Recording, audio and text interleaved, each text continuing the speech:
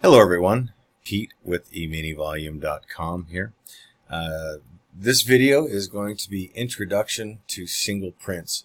It would really be impossible for me to cover everything about single prints in one video. So this will be video one in the series. There's multiple type of trades that we can use, employ using single prints, but the purpose of this video is just identifying them and what are they. So single prints were derived from Peter J. Steidlmayer when he created market profile to identify changes in supply demand, reaction extremes, things of that nature. So when he did develop market profile, he developed it with what is referred to as TPO charts. TPO stands for time, price, opportunity. And so we do have POCs, just like we do in volume profile. Like, for example, this chart, by the way, is September 17th, 18th, 19th, and 20th of 2019, if you want to go back and review these on your own charts. So they have points of control, just like volume charts. So here on the 17th, we can see 3001 half is the point of control. Now, we don't call that a volume point of control, obviously, so it is a TPOC, time point of control. So which means the market spent the most time at 3001 half. We have the most single ticks of time at 3001 half for this particular day, which is September 17th. So that's when he decided on 30-minute periods. And when someone refers to a TPO period, they are referring to a 30-minute span of time.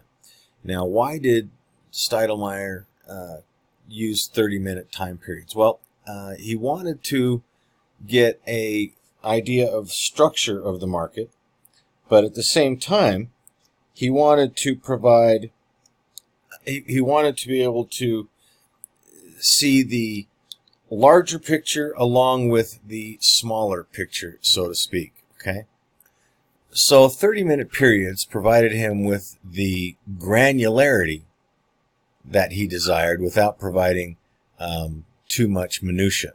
And I think a lot of folks, we see folks using tick charts, like 400 tick charts on the ES. Well, that's fine for them, but as far as looking at the auction to derive the structure from what we would call the higher time frame traders, that's going to be a little more difficult, and it's not quite as visual. So Steidlmayer did decide on using the 30-minute periods for that reason. So now, on this chart, I do have candles, and these are 30-minute candles up here. Okay, we can see this up here. And the reason I've done that is because it aligns with the periods. Now, a lot of platforms allow you to just separate the candles, or the periods, so that you wouldn't need to run the candles, and you can just run periods. But it's going to be a little more difficult to see because, as you can see on the periods, for example, here is P period. Okay, now this area is highlighted. All the letters are highlighted in this area because this is the value area. So 3003 half down to 29.99 is the time value area. Okay, which has a 70%. 68 or 70% from the time price of control. 68 to 70. You can use 68 or 70%. When Steidlmayer developed profile, he used 68%. I think everybody uses 70% now. It's not going to be that big a difference. I mean, we're not really interested in the value areas to the tick. It's what it's what that value area represents. So now these are highlighted. Okay, so if I look at P period, and we can see the bottom of P period is right there, and the top of P period is there, okay, then that doesn't provide us with the information that the candles do. So in this P period, where does P period open? Where does it close? Etc. Okay, so that's why I do have the candles on here as well. So many platforms may provide you with more information than Ninja 8 does on the TPOs. Personally, I don't use TPO charts anymore, and I have not for years. On my charts, I just run volume profiles, and if you were to overlay a volume profile on top of this TPO profile, it would more frequently than not look very similar. So also in this video, I'm just going to show you how to identify the single period, the single prints on smaller time frame charts, so you can run your volume profile and also identify the single prints without having both on your chart, and thereby saving you some screen real estate. All right, so now I use some terminology just to help myself identify what type of singles they are. When we're doing our notes and we're writing our summaries for the day and updating our spreadsheets, a lot of times it's hard to remember exactly what something means, or from days or a week ago, etc. And so I use the term SP1 and SP2. Now, those aren't that creative of a term. It just simply comes from the requirement for each. Now, we have two types of singles. The first type can happen within the body of the profile. Okay, so here's the extremes of the profile, and obviously this would be the body of the profile. Now, inside the profile, we need one single print to identify that as a single print. So I call that SP1. Now, at the extremes of the profile, we need 2 ticks of singles to identify that as a reaction or a rejection extreme. So down at the bottom, down in the extremes down here, I call them SP2s. It just makes it nice and easy to remember. Not the most creative thing in the world, but I think that if you employ this into your notes, then it will help you refresh your memory and allow you to identify these better when you're structuring your plan for the current day. So now, what do we need before we can call something a single print? Now, obviously, these days are completed. Okay, so we can easily see the single prints at the end of the day. So, but if I removed the TPO chart, now then that will enable us to go through and look at the single prints without the TPO charts and on an ongoing basis.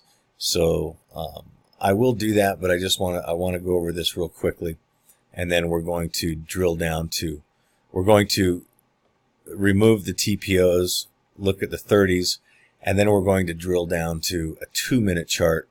And I use a 2-minute chart to trigger. That's where I get my overall structure from. The reason that I use a 2-minute chart is I've tried a 1-minute chart. It was just a bit too noisy. A 5-minute chart just didn't provide me the granularity that I wanted to read the action, to identify risk, etc. So I use 2-minute charts. I think if you were to take a poll amongst day traders on the type of charts they use, I think you would probably find 1, 2, 3, and 5-minute charts are really going to be the most popular. I doubt you're going to find too many day traders that use more than a 5-minute. So it's all up to you. The only thing I would say on that front is find a time frame, a periodicity that makes sense to you, and stick with it. You can learn to blend candles. For example, instead of a 60-minute chart on this chart, I can look at the 30-minute charts. Okay, so there's one 30-minute candle, there's one 30-minute candle. I can tell you what the 60-minute bar looked like. I can tell you what this 60-minute bar looked like. This one, it's called candle blending, and you over time just visualize it in your mind as you're watching the charts, and that will help you decide on a periodicity that you're comfortable with. So, okay, enough of that. So I'm going to just talk about now, as this day was unfolding, we can see that the second period of the day was inside the first period of the day. Okay, so technically, when this period was completed, okay, we now have singles. We have confirmed singles. Now there's a new term, confirmed. What does confirmed mean? Well, when a 30-minute period is in process, then we don't know if there are going to be singles yet. There's still time for that area to be re-auctioned. So we have to wait until the next 30-minute period is complete before we can call anything a single. So at the completion of this second bar, now we can say, okay, we have SP2s on the bottom of the first period, and we have SP2s on the top of the first period. Okay, so this is really providing with some information. As far as I'm concerned, this isn't enough information to take a trade. You want to see what's going to happen. So in this particular instance, we saw that, what happened is we tested, the next period came through, and here's our single prints. The next period tested inside the first period's single prints, came back down, okay, failed to test down into these single prints. Now the next period opened, tested inside these single prints again, and actually covered them. Okay, so now we're getting some really good information in the market. Okay, the SP2s on top have been covered. The SP1s have not even been tested. Okay, so now we're getting indications that buyers are trying to move this up. Okay, and once again we come down. So now at this point in time, when this bar is completed, we have SP2s right there. All right, and so then the same thing comes. Now they come down, they try to test this area again, which was an area, an in-range area of rejection that came up and tested the single print. So they're coming down and testing this area again. This is the area that buyers stepped in and said, let's go test these extremes. Okay, so we're getting a lot of information in here that buyers are really trying to move this market higher. And so they come down, they try to test this area once again, and they come up and again they extend the range, creating another set of SP2s here as soon as that bar is completed. Okay, so this is in general just some of the information that the single prints and how the structure of the market is unfolding. All right, so now what I want to do now is just I'll leave the TPO charts on there, but I'm going to drill down to a 2-minute chart and just show you why you don't really need to the TPO chart, the TPO letters and things on your chart. You will have the volume profile on your chart. And just to further that discussion, Steidlmayer himself hasn't used TPO charts in over a decade. It's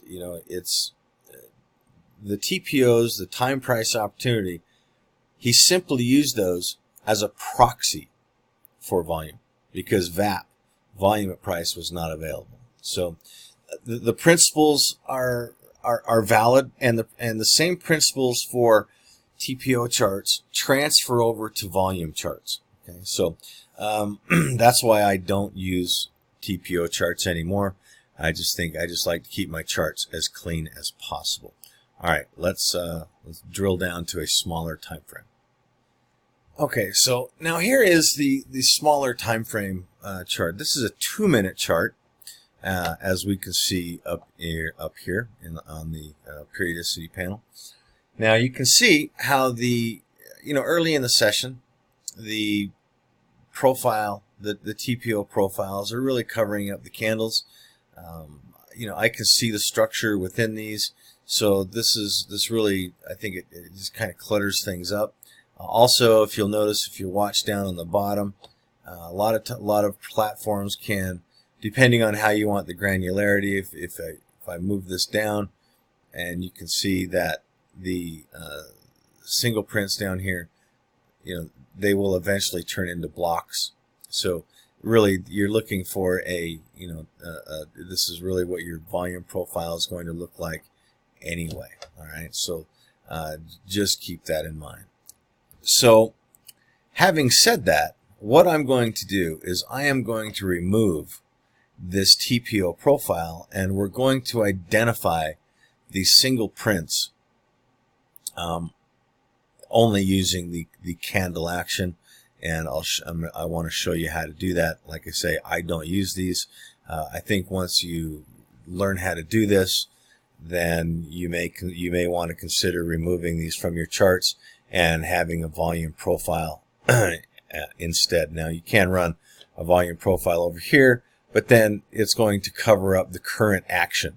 Okay, so I like to have the orientation of my profile on the left side of my charts rather than the right side, because we trade the hard right edge, and we don't want to have a profile covering up the action. This is the action, this action that's going on the right side of the chart is really what we're interested in. I mean, this is providing us information, but this is what's happening right now, absolutely right now, and you want to have this as clean as possible. So I'm going to just remove the TPO charts, and we're just going to look at candles.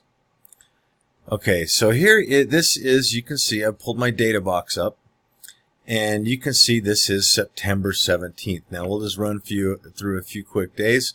I don't want this video to be too long, and we're just going to identify the single prints as they occur. All right, now also notice on this chart I have added vertical grid lines. Okay, and these vertical grid lines are 30-minute periods. So you have 2-minute bars inside 30-minute grid lines. Okay, and as you can see, this chart looks very clean. So here we have A period. Now, once A period is completed, okay, now we're working on B period. So now we want to ask ourselves, okay, where are the single prints when they confirmed? Now, we can see that this was the high of B period. This was the low of B period. So now, where are the single prints within A period? That's really the question that we're asking ourselves. Okay, so where are those single prints? Well, obviously, they come above the extremes of B period. Okay, so now that B period is completed, here we have SP2s on the top and the bottom of A period. Okay, so now what is happening in the market now? So now C period comes in and tests inside these singles, comes down, and it covered up part of these singles and came down and tested inside B period, okay, and then moved back up. So as we're watching the action form, right, okay, we're asking ourselves, what is happening within the singles? And as you can see, the singles on the highs are not getting rejected, and the SP2s on the bottom are not even getting tested. So this is some of the information that you can see within the profile, and it's really quite easy. It's really quite easy to draw. You know, what I do is I just keep a couple of lines on my chart. In fact, I actually use rectangles. And so in this area, what I would do is I'd say, okay, there's my singles on the top. All right. And here are my singles on the bottom. There's my rectangle again. Okay, so there's my singles on the bottom. Okay, and my SP2s. Let's remember, these are SP2s that we're talking about. All right. We don't have any singles inside the body of the profile yet. Now, so as the market continues to progress, you can see we're covering these up. So this is going to help you provide a visualization on the charts. And what's happening, these singles are getting smaller and smaller and smaller. So what we know from single prints or low volume is that they are generally going to be rejection areas. Well, these singles keep getting chewed up. Okay, the SP2s on top keep getting chewed up, and then voila, right here in A, B, C, D period, they're gone. Okay, and so then I just take this chart, this rectangle, get it out of the way, and I'm waiting for something else to show itself. So now it's impossible for us to have any SP1s below in this area, okay? Because what we've got is we have B period prints down to this area. So anything down into here isn't going to be single prints. Okay, it's just going to add on to the B period. So now we know that this day is turning rotational. So now what we've done is we've come down, now we've come up in D period, made a new high, and we have formed some new SP2s. Okay, right there. That's where they started. So now we're just going to carry those forward. And as in this day, as the theme has continued in this day, the SP2s continue on the highs, continue not to get rejected. They provide rotation down. They're providing rotational moves down, but the SP2s on the bottom have yet to have failed to even trade. Okay, so now we know at the end of the day, now these got covered up. Now here come the singles in M period. Okay, so there's our line. Pull this over here, and now by the end of the day, in N period, we know those are really our only singles for the day as of now. Okay, and these are SP1s. So can they get covered in the ETH, depending on your rules, or the RTH the next day? All right, so that is the 17th, and that's how the 17th singles formed out. So on your chart, you want to mark that on your spreadsheet and just extend this triangle forward to identify the singles. It's pretty easy to do. You know, it just the drawing tools. Personally, I like to be active on my charts. It does keep my it makes me constantly think, and that's what this job is about. So let's move on to the next day. Okay, so now here's September 18th. Now, what I've done is, because Ninja does not allow you to extend rectangles, I just snapped some lines, and within that line, within the boundaries of those lines, I just put some text, lets me know what they are. So I know that the SP1s from M have not been covered.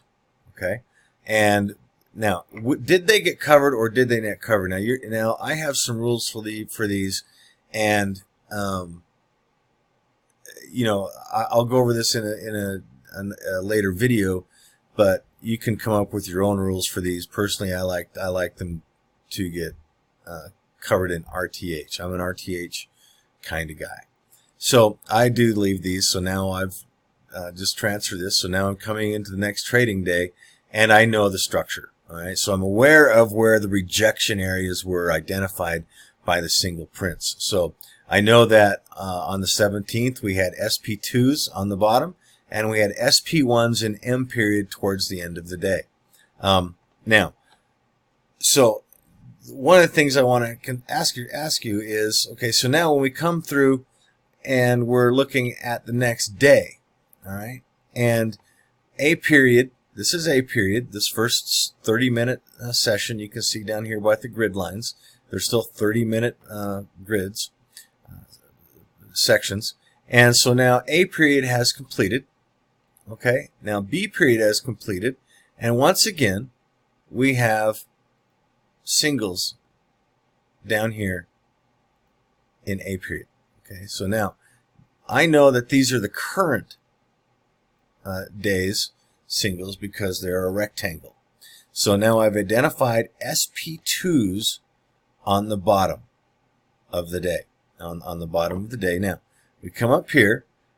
Now technically there were SP2s on the top of B period. You can see right here, this candle right there represents the close of B period right there. So, we did have more than 2 ticks. So they are, but it quickly got covered right there. The next 2-minute bar brought that down to 1 tick. So those aren't SP2s. Okay. There wasn't even worth drawing. So now I know that we've got rejection on the highs. We haven't hit the highs, but we had rejection all day from these lows yesterday. So now we're trading inside these 2 rejection areas. All right. So now what's going to happen? Okay. Now let's keep in mind this is basically chapter 1 of Stoudemire.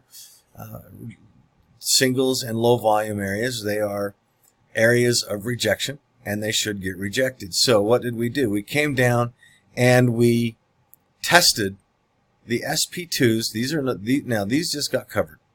So now I'm just going to remove that. I'm just going to quickly remove that. Now I know that there's really nothing in today's action that is providing me with any information from single prints. There's no shift in supply demand, and there's no clear rejection from those singles. So this is providing me with some market structure and context to put into my analysis. So what happens? Now, what we did is we came down and we covered the SP2s from the 17th. Now, it just dipped below them, okay, and rejected, okay? So now we come up and now we test these singles, the SP1s from the 17th. Now, this is when FOMC hit, okay? So, really everything gets a little squirrely when FOMC comes on. So, but the same principles are going to apply when you're doing your analysis. So these all the SP1s, all the single prints, the SP1s and the SP2s from the 17th are gone. Okay, so that's just some basic structure. So now I'm just going to remove these things, and because they're no longer valid, and we'll move on and just show you how to just go through two more days on identifying and drawing the single prints, and then we'll call this video a wrap. Okay, here we have September 19th. All right, so we have A, B, C period, D period. Okay, so now we know we have some singles on top of D period. Easy way to do it. Just grab your rectangle. Where's mine? Right there. All right. So we know they're going to be above C period. You can easily see that's more than 2. All right. So just draw those like that. Now, we don't earlier in the day, we did have some in fact, just let me make this easy. We know that we had some SP2s down on the bottom, so you can just grab that, grab your tool, come down, draw those now. They got partially covered right there. There's still 2 prints, but they're getting smaller. See how they're getting smaller? That's giving you information. They're getting rejected now. The question is, we have no SP1s in the middle of this profile. Okay, so here was a high of A period, the low of A period, came up, no single prints in B period, right? Because we have to wait for C period to confirm. So C period confirmed, C period ended. We still have no SP1s in the profile. Now we had some SP2s above here when the next period confirmed, but then we came up and covered them and formed some SP2s again, and then broke down, came down, and reduced the range of these SP2s. All right. So now at the end of this day, where were our singles? Do we have SP1s and do we have SP2s? Well, we can easily see those got covered, so they're no longer valid. So we can just look at our mouse. We have no SP1s. Okay? Every 30-minute period, so it's going to be impossible for us to have any SP1s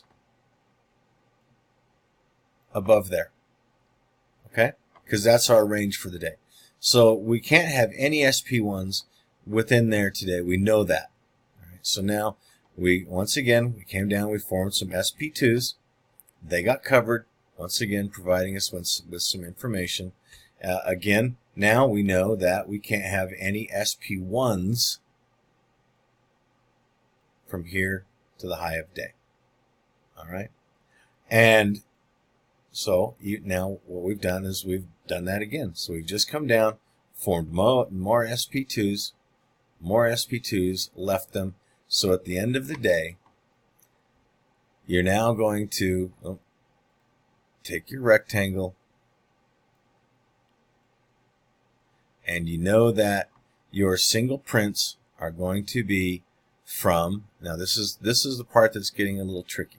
So if you have to imagine this period, this is M period, okay? Even though this looks rotational, it's one single period. So where are our singles? Right there. That's where they started, right? So it broke, okay? Broke down and came down and formed the singles down there. Now the next period did cover some up, okay? So when they did, by the time they confirmed, your SP2s are going to be down here. Going to be from the bottom of N period to the low of the day. Those are your confirmed SP2s on the range of the day, and you have no SP1s in the day. So now, let's just look. I'm just going to scan through the charts. I'm going to just get rid of these, and we're going to quickly look for SP1s, and then we'll move on. And we'll call that a wrap. We'll call this day a wrap. Or this video a wrap, sorry. Okay, we'll get rid of this. Now, so now this was a little different day. So now we can see that A period right here, okay, A period, just for, whoops, wrong, I want the rectangle. Okay, there's the top of B period, so we know that's going to be our SP2s. All right, now we're coming down. These were SP2s down here. They got covered. These were SP2s right there, down here. They got covered. Now, here's our SP1s. All right, so now what happened with our SP1s? SP1, remember, needs only one tick. Okay, that's all it needs. So now where do our SP1s start? Well, they're going to start right there. That's our lowest print of the day. So on the next period, they confirmed at the close of this period, this one confirmed. Now, this one actually confirmed there, so you technically, at the close of that period, that would be your SP1s, but it quickly jumped up into there, and so there's your SP1s, okay? And by the end of the day, it came up again, closed, so there's your single prints in the body of the profile for the day, and so now you have SP2s on the top, and SP1s in the body, and right here, just draw that. You can come down, you can see SP2s on the low of the day, and these were well confirmed. You don't need anything else to confirm these. When this period completed, they were confirmed, and they stayed confirmed for a long time and stayed basically just extended down into the end of the day. So technically, these started out up there, but they slowly got chewed up by the end of the day. So closing down inside SP2s like that with a strong rejection, this is another area that will play an important part in your analysis. All right, that's this is a part 1 of singles and identifying single prints without a TPO chart. Just try to keep your charts as clean as possible. I'm speaking of experience. I went through periods of my trading journey where I had so much on my charts I could barely see the candles, and when it all comes down to it, everything that we're doing with our drawing objects, all the indicators and everything, is really all it's doing is giving us information that's truly already on our charts, because everything that is on our charts is derived from this action. Okay, you're going to have a volume panel down here, obviously. So you have 3 things to really give you information. You have price, and this is in this order. You have price, you have volume, and you have time. The more that you can combine these 3 into your analysis, I think the better your trading will become. And one thing that you'll notice about single prints is they do have all these 3 in there if you use them the way I've mentioned. So they have price. Okay, they're telling you price action, and you generally, if these single prints, the higher volume these single prints are formed with, whether they be on whether they're SP2s or SP1s, the more relevant they will be. Okay, and we confirm them through time. Okay, so we identify them through price, we give them a weighting of strength by volume, and we validate them by time. Okay, all right, everyone, that does it. Feel free to message me with any questions, etc., and I will start working on the outline for part 2.